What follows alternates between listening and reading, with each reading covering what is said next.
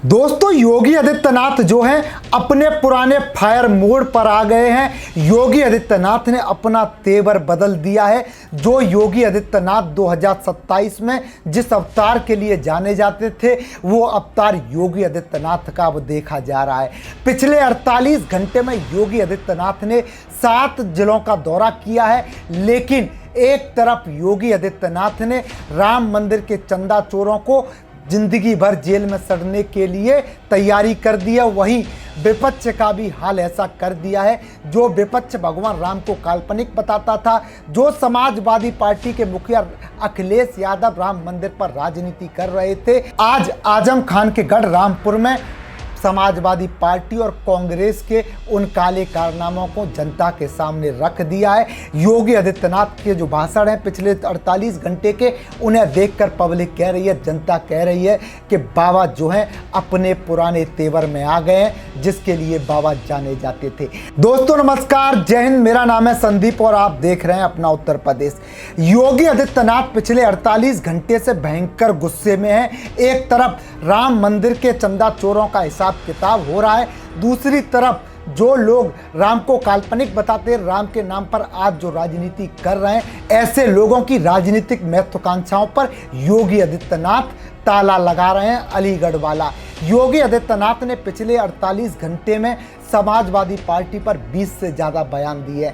कैसे बताया योगी आदित्यनाथ ने कि ये जो मुल्ला मौलवियों के सामने घुटने टेकने वाले लोग हैं, अगर ये आज भी जाकर राम मंदिर के दर्शन करेंगे तो सतबुद्धि आ जाएगी। ये वही लोग हैं जिन्होंने राम भक्तों पर सरेआम गोली चलवाई थी, जो भगवान राम को काल्पनिक बताते थे। अब ये खास रिपोर्ट आप देखिए, उससे पहले योगी का वो भाषण सुनिए। आप अंदाजा इसी से लगा सकते हैं, चाकू अगर गलत व्यक्ति के हाथों में पड़ेगा तो उससे डकैती डालेगा। समाजवादी पार्टी रामपुर के चाकू का दुरुपयोग करके जनता की जमीनों पर कब्जा करती थी, जनता को प्रताड़ित करती थी, उन्हें हतोत्साहित करती थी, उनका शोषण करती थी। और उत्तर प्रदेश के अंदर जब बीजेपी की डबल इंजन सरकार आई तो यही चाकू जनता की सुरक्षा के लिए उपयोग में आ रहा है, और वही सुरक्षा का माहौल आज विकास का पर्याय बन रहा है। यही तो रामपुर का विकास है। हाईवे बन रहे हैं, एक्सप्रेसवे बन रहे हैं, रेलवे फ्लाईओवर बन रहे हैं, 3 मीटर की सड़क अब 7 मीटर की हो रही है, 10 मीटर की हो रही है, 4 लेन की हो रही है। जहां पे जो प्रस्ताव आया, उस प्रस्ताव को हमने अपनी सहमति देकर के आगे बढ़ाने का काम किया है, क्योंकि प्रण एक ही है कि कोई भी वंचित न रहने पाए। विकास की प्रक्रिया में सभी लोगों को एक समान रूप से हम आगे बढ़ाएंगे। अब पिक एंड चूज नहीं होता है, पिक एंड चूज नहीं होता है कि बिजली सेफई में आएगी लेकिन पीलीभीत में नहीं आएगी। क्यों आएगी? तो 75 जनपदों में आएगी, एक साथ आएगी, सभी 350 तहसीलों में आएगी, सभी 825 विकास खंडों में आएगी।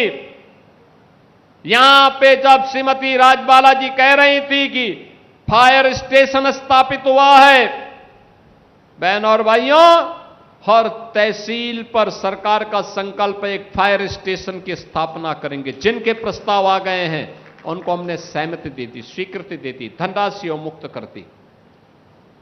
जहां पे इंटर कॉलेज की आवश्यकता थी इंटर कॉलेज, जहां डिग्री कॉलेज की आवश्यकता थी डिग्री कॉलेज, जहां पॉलिटेक्निक की आवश्यकता थी पॉलिटेक्निक, जहां पे आईटीआई की आवश्यकता थी आईटीआई, पुराने पढ़ चुके विद्यालयों को, इंटर कॉलेजेस को प्रोजेक्ट अलंकार के माध्यम से, बेसिक शिक्षा परिषद के विद्यालयों को ऑपरेशन कायाकल्प के माध्यम से एक नई ऊंचाई प्रदान करके भव्य स्वरूप प्रदान किया जा रहा है। अब विकास रुकने वाला नहीं है, विकास थमने वाला नहीं है।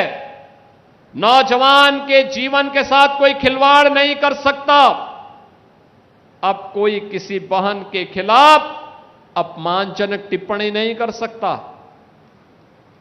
नहीं कर सकता है। बेटी की सुरक्षा में कोई सेंध नहीं लगा सकता है। अब लगाएगा तो उसको मालूम है कि इसके बाद आगे क्या होने जा रहा है।